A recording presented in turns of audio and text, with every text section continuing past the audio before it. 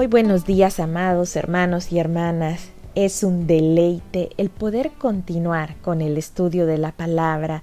Éxodo 30 nos narra acerca de las indicaciones sobre el altar del incienso y también sobre esa fuente de bronce. Vamos a ver acerca de los elementos que se colocan en ese altar del incienso, que viene a representar ese tiempo íntimo de oración y de adoración de cada uno de nosotros con el Señor. Así que iniciemos. Éxodo 30 nos dice: harás asimismo un altar para quemar el incienso, de madera de acacia lo harás.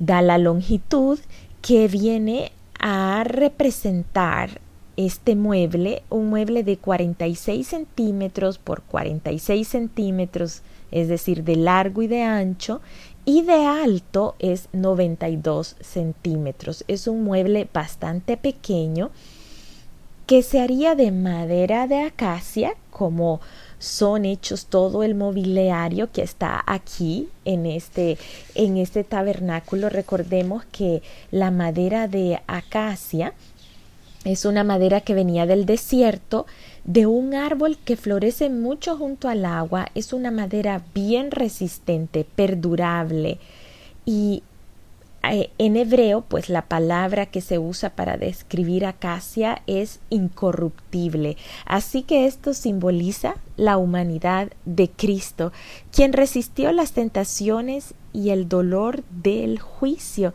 y que pudo transitar por la tierra sin pecado y sin engaño. Como los demás muebles, también debía ser cubierto de oro puro. Recordemos que el oro simboliza la divinidad. Debía ser colocado junto al velo, es decir, justo al otro lado del arca, pero en el lugar santo. Es ese lugar de adoración. Este altar no era un altar de sacrificio. Lo único que se ponía sobre este altar era un tipo de incienso que debía ser quemado cada vez que se encendiera la lámpara del candelero. Esto era en la mañana y en la tarde. Las 4 esquinas del altar tenían un cuerno y una cornisa o moldura en el borde. Una vez al año, en el día de la expiación, se derramaba sobre los cuernos la sangre de la ofrenda por el pecado. Recordemos que este día de expiación era el día en que el sumo sacerdote podía entrar al lugar santísimo, que era la parte más íntima del tabernáculo. Allí él pedía a Dios que perdonara al pueblo.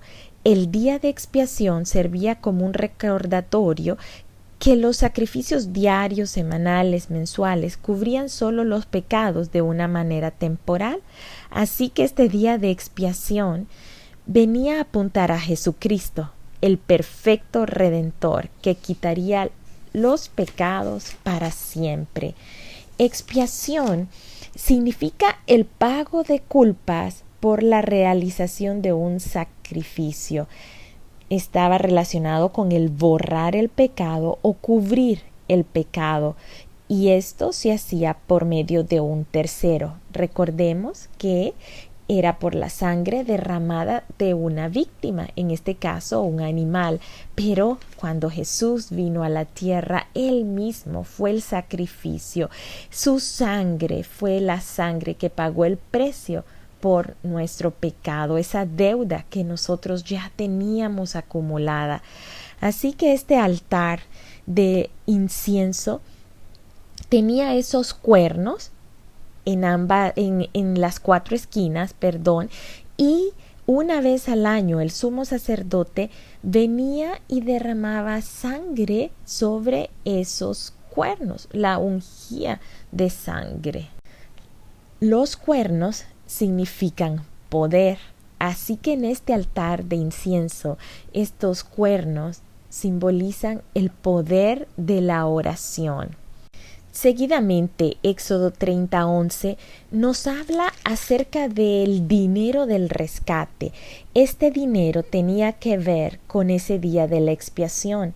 Era como un tipo de impuesto por el censo que se tenía que hacer previo a ese día de expiación, con el fin que todas las personas que pertenecían a Dios debían pagar por medio de plata para poder ser redimidas por este sacrificio. Cada vez que se llevaba a cabo este censo, todos, tantos ricos como pobres, debían pagar un rescate. Dios no discrimina a las personas. Todos necesitaban misericordia y perdón debido a los pensamientos y acciones pecaminosas. No hay forma en la que un rico pueda comprar a Dios, ni en la que un pobre pueda evitar pagar. La demanda de Dios es que todos vayamos ante Él humillados para ser perdonados y restaurados a su familia.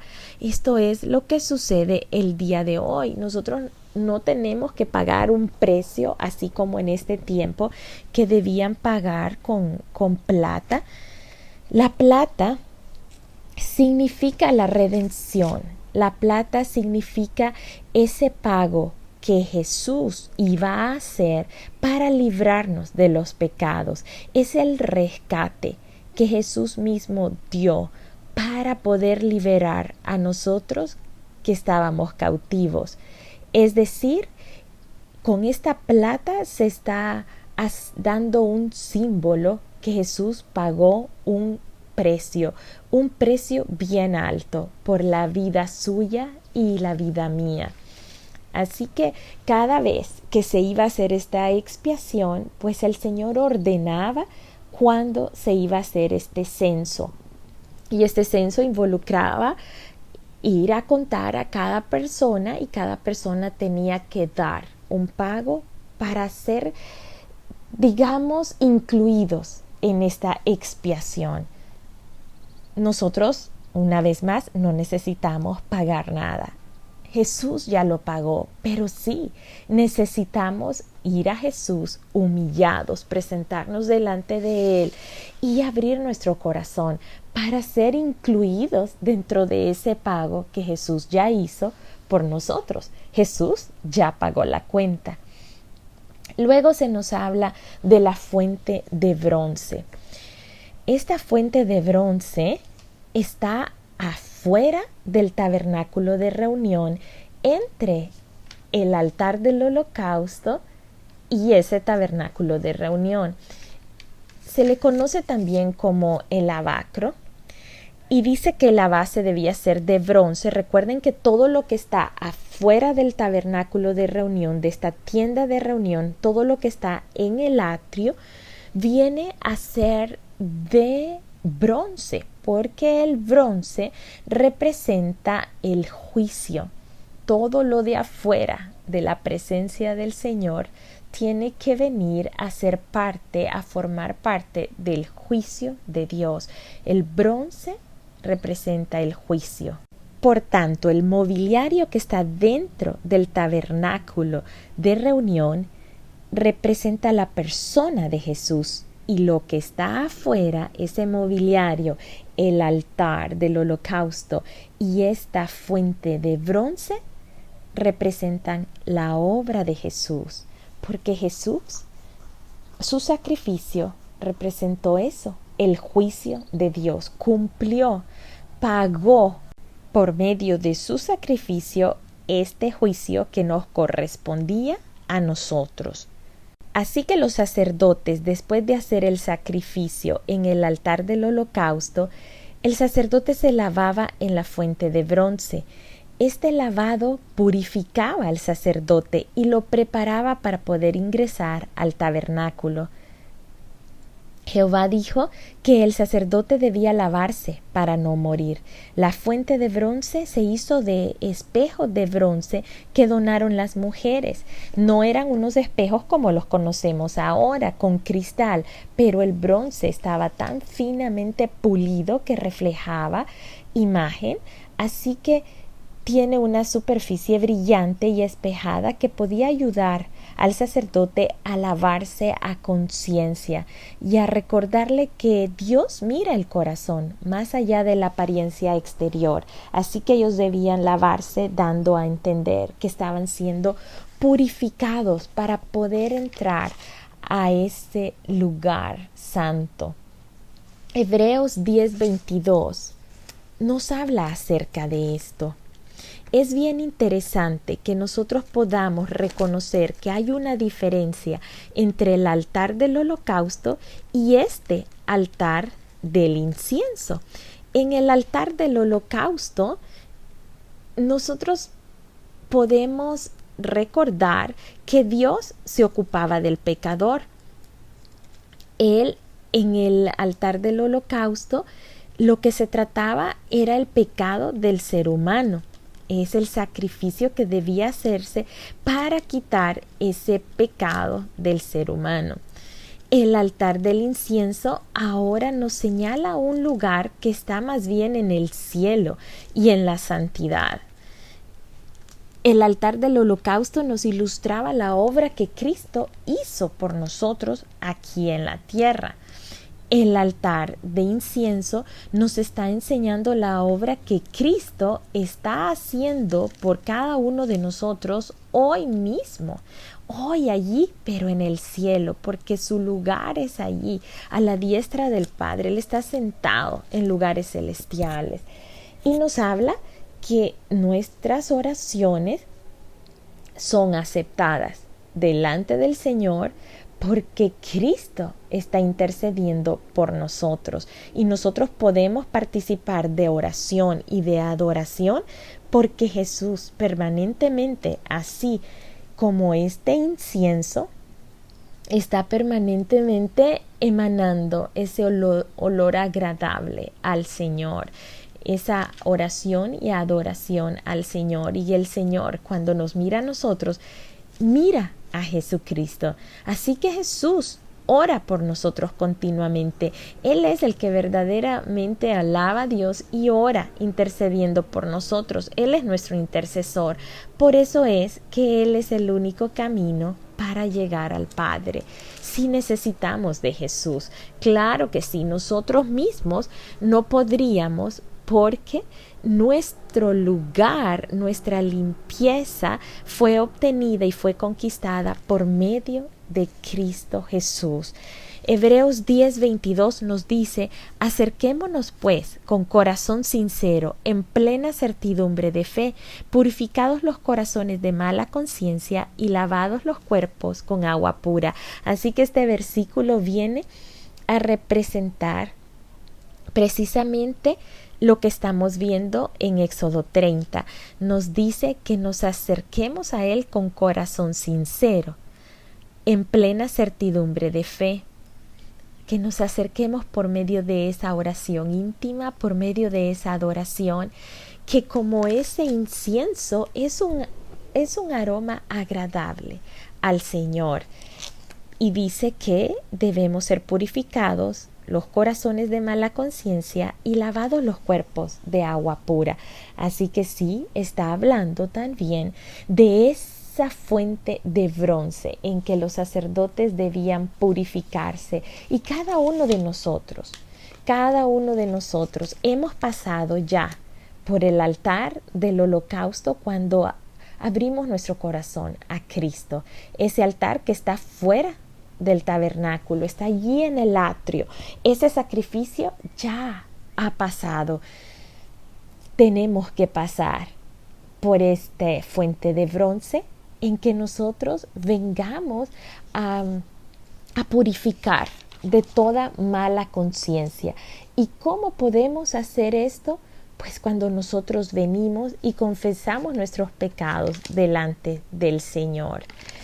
En primera de Juan 1:9 nos dice que si confesamos nuestros pecados, Él es fiel y justo para perdonar nuestros pecados y limpiarnos de toda maldad. Esta es nuestra fuente de bronce, el venir a confesar nuestros pecados delante de Él y el podernos ver a través de esos espejos, de esas superficies brillantes, lo representa la palabra. La palabra es lo que viene a limpiarnos. Nosotros somos limpios y somos regenerados por medio de la palabra. Dice Efesios 5:26, refiriéndose a la iglesia, es decir, a cada uno de nosotros, para santificarla, habiéndola purificado en el lavamiento del agua por la palabra. Así que la palabra hace la función de este espejo que nos permite vernos a través de ella y poder meditar acerca de aquellos cambios que deben ser llevados a cabo en nuestras vidas. Solos, no, por medio del Espíritu Santo. El Espíritu Santo nos viene a dar esa convicción de pecado, nos viene a dar esa convicción de justicia, de saber cómo debemos andar correctamente delante del Señor y de juicio. Por tanto, nosotros somos llevados a confesar esos pecados delante de Él para ser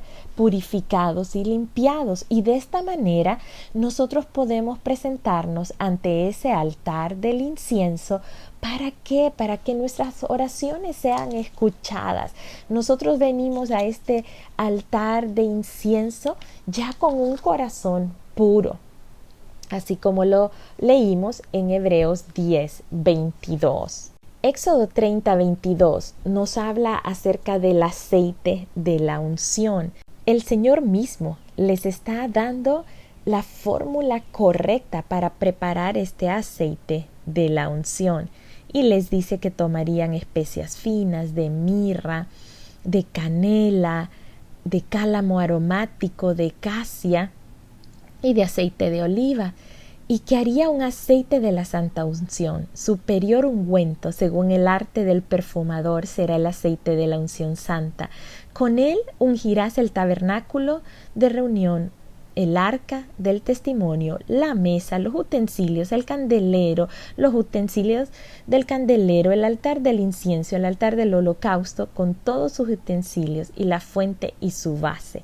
Es decir, todo lo que hemos aprendido hasta ahora, todo debía ser ungido con este aceite y de esta manera todo sería consagrado. Es bien importante Éxodo 30:29 que dice: así los consagrarás y serán cosas santísimas, todo lo que tocare en ellos será santificado.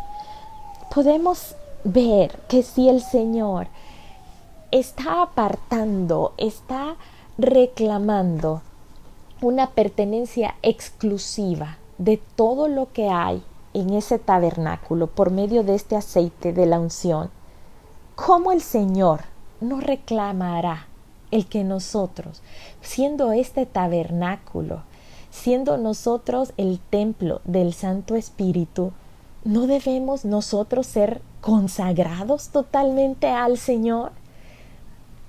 ¿No debemos nosotros ser santos también? El Señor nos habla. Allí en Primera de Pedro nos dice: sed santos, porque yo soy santos. Ese proceso de santificación en nuestra vida nosotros no lo debemos de tomar livianamente ni dejar a un lado. Es un proceso en el cual nosotros debemos de perseverar mientras nosotros estemos aquí en la tierra. Nos dice Primera de Pedro 1:13: por tanto, ceñid los lomos de vuestro entendimiento, sed sobrios y esperad por completo en la gracia que se os traerá cuando Jesucristo sea manifestado. Como hijos obedientes, no os conforméis a los deseos que antes teníais estando en vuestra ignorancia.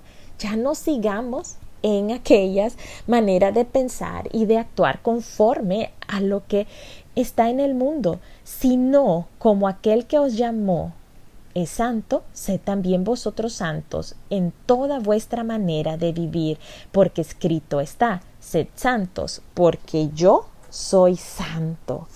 Así que si Él exigía esto del mobiliario, ¿cómo no lo exigirá de nosotros, que somos ese templo del Santo Espíritu?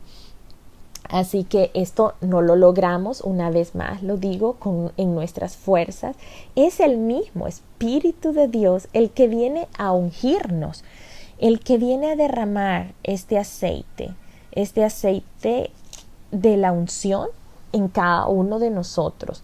Dice Primera de Juan 2:20, pero vosotros tenéis la unción del Santo y conocéis todas las cosas. Es decir, nosotros ya tenemos este aceite de la unción en nuestras vidas y debemos de vivir de acuerdo a ello, a saber que estamos ungidos por el Espíritu Santo. Luego sigue hablando acerca del incienso mismo, ese incienso que debía ser quemado allí en ese altar. Y da toda la fórmula y dice que debía ser de especias aromáticas, estacte, uña aromática, gálbano aromático, incienso puro, de todo en igual peso. Este incienso no debía ser imitado, es decir, nada, ni el aceite de la unción podía ser imitado. El Señor no acepta imitaciones. Eso es lo que verdaderamente nos enseña. Él no acepta imitaciones, Él solo va a recibir corazones sinceros y desnudos delante de Él, no que vengan con disfraz, porque Él lo conoce todo. Este incienso es símbolo de nuestras oraciones. Leamos Apocalipsis 5:8. Dice, y cuando hubo tomado el libro, los 4 seres vivientes y los 24 ancianos se postraron delante del Cordero. Todos tenían arpas y copas de oro llenas de incienso, que son las oraciones de los santos. Y cantaban un nuevo cántico, diciendo, digno eres de tomar el libro y de abrir sus sellos, porque tú fuiste inmolado y con tu sangre nos has redimido para Dios, de todo linaje y lengua y pueblo y nación. Así que aquí vemos que este incienso son la oración de los santos. Entonces esto nos enseña que la oración antecede a la manifestación de Dios. Antes que el sumo sacerdote entrase al lugar santísimo en donde estaba el arca del pacto, él debía presentar estas oraciones. Y nos enseña un grado de entrega superior. Nosotros a través de la oración nos estamos entregando al Señor y esto nos lleva a su presencia. Mateo 6:6 nos habla y nos dice, cuando tú ores, entra en tu aposento y cerrada la puerta, ora a tu Padre que está en secreto, y tu Padre que está en lo secreto te recompensará en público. Así que habrá una manifestación del Señor en nuestras vidas, pero es necesario que lleguemos a este lugar de intimidad, a este lugar a puertas cerradas, en donde nosotros podamos tener esa comunión con el Señor, en donde estas oraciones puedan ser recibidas como ese olor grato y agradable por parte de nosotros a nuestro Dios, a nuestro Señor. Dice la palabra en Juan 14:13-15, y todo lo que pidiereis al Padre en mi nombre, lo haré para que el Padre sea glorificado en el Hijo. Si algo pidiereis en mi nombre, yo lo haré. Así que está hablando de esa oración en la cual nosotros, todo lo que nosotros pedimos, nuestras oraciones deben ser en el nombre de Jesús, pues Él es el que está delante del Padre. Él es el que está así como este altar del incienso allí delante del Señor, intercediendo constantemente por nosotros. Pero Él también nos indica en 1 Tesalonicenses 5:17 que nosotros debemos de orar sin cesar. Debemos de orar sin cesar. Es decir, esta debe de ser una actitud continua de parte nuestra, esa comunión, esa capacidad de mantener esa comunicación permanente con el Señor, escuchando todo lo que Él nos habla a lo largo del día, y nosotros con esa conciencia continua que estamos con el Señor, que donde quiera que vayamos nosotros somos portadores de la gracia de Dios, de su presencia, en donde quiera que nosotros estemos.